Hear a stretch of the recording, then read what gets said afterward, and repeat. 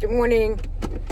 I should call this, instead of like morning ramblings, I should call it like Tales of the Traveler.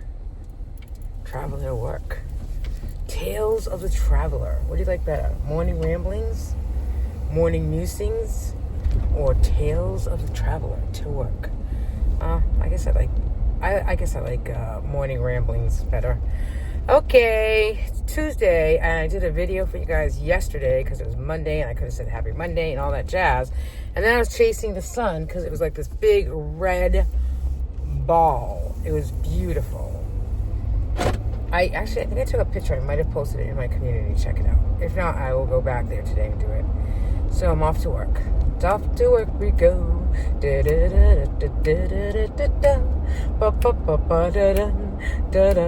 so yeah, I can break out that song. Did you know that? Okay. So I started my egg fast yesterday, and after day one, I will say, I guess I didn't feel this way yesterday. So going into day two and making my 2 fried eggs this morning in avocado oil, and then made it like over medium, threw it in a dish to eat at work, and then I put 2 pieces of cheese on it. And the smell of eggs, because then I went into the refrigerator and got my egg salad for lunch, put that in my lunchbox, brought a hard-boiled egg and some cheese in case in between lunch and, leaving work, I was hungry, I could eat that. The smell of the egg, I'm like, okay, I'm glad I'm only doing this for 3 days. And it might be maybe I'll go to once or twice a week of eating eggs. And I do miss eating my peanut butter filled pretzels.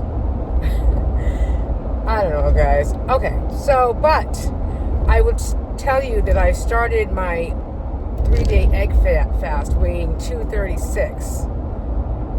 So I'm really excited about that. That means that I lost 3 pounds from like last Wednesday when I weighed in before New Hampshire. So I was happy to be down 3 pounds. I kind of felt like that was definitely a lot of walking in New Hampshire, as well as I didn't eat a lot. It wasn't like I was eating.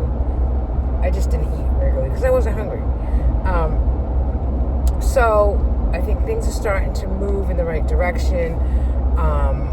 When I was at my lowest, when I was, did Trulicity a couple years ago, and also when I first had I did have the gastric sleeve in 2019. I don't know if I mentioned that. But from my lowest in that experience a few years ago, I was 235. And I know it sounds so weird, but I was like 235. It was winter time. I was able to wear like the lemon, the LuLaRoo, whatever it's called, leggings. And I wore boots. And like I just felt good. And 235... for me is huge versus when I had started out at 282. And even before that, like when I got married, I think I was like 315. So it's huge, right? And I feel like 235 like is closer to, I play the numbers game. Who else does it? Like I feel like being 236 is closer to 235 where I felt good. 235 is closer to 200. Right? I haven't been probably under 200 in my adult life. That's honestly, I can't remember. It was probably middle school. So that's like my next. I'm doing my goals in increments, because I think if I started to just say, okay, I wanted to be 170, like that, it's like almost like, 170, like I want to save 10 grand, it's like such a big number. And, it's then you get like, I feel defeated after, I don't meet that within a few months. And, it's going to take more than a few months, right? I mean, I want to lose it slowly. I want to lose it quickly, but I want it sustained. And I am one of those people, and I've watched a lot of GLP-1 journeys on YouTube, but I do feel that I'm one of those people that I will continue to be on a GLP-1 to maintain it. For me, maybe in a year or 2 years, when I do get my 170 or even go below that eventually, my goal is 170. But, who knows, right? And I might stay at a maintained dose of of course, discussion with my doctor, because I do see someone on a regular every 6 months, or every 3 months, actually, because then she needs to send in a new prior authorization. But, my insurance has given me Zepbound until, authorized it till the end of December. So to me, sure, would I like to be at that 170 by then? Absolutely. But that's not in my head right now. That's like maybe the light at the end of the tunnel, because then I don't want to put, that August to December timeline, because it doesn't need to end in December. I'm not going to do that to myself. What I'm going to do to myself is to say, hey, one day at a time, Patty. You're already doing the egg fast diet, and you didn't even think you could finish one day, but you completed one day. And now you're on to day 2. What do you have planned to eat today? You have a plan in place.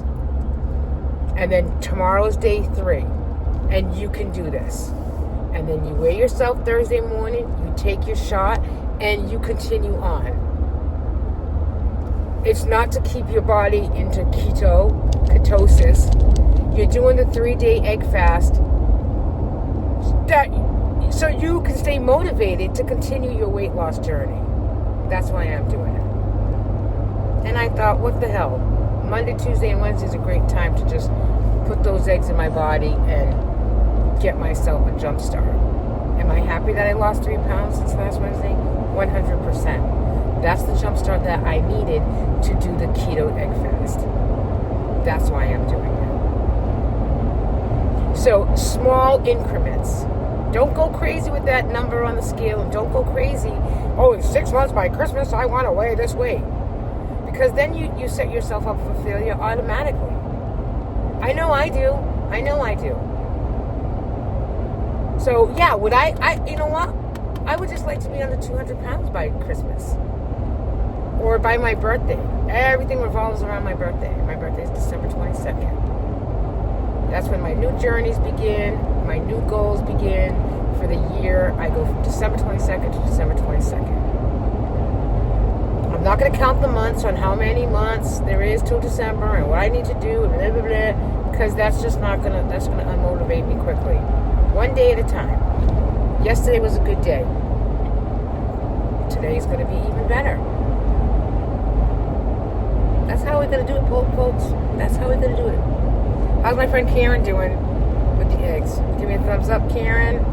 Like and subscribe. Thank you for all being here. And I'm on a highway, and I'm going into a lot of fog. But it's very peaceful fog. It's very soul refreshing. I had a very good friend, not a very good friend, but I have a very good friend, and I'm friendly with her husband as well. He's a great guy. And unfortunately, he passed away Friday. He was 50. And it's just opened a whole bunch of can of worms in my brain. It really has. The most valuable lesson that it has taught me is that life is short. We need to look good and feel good from the inside. And you know what makes me look good and feel good? My lipstick. Bye guys, have a great day.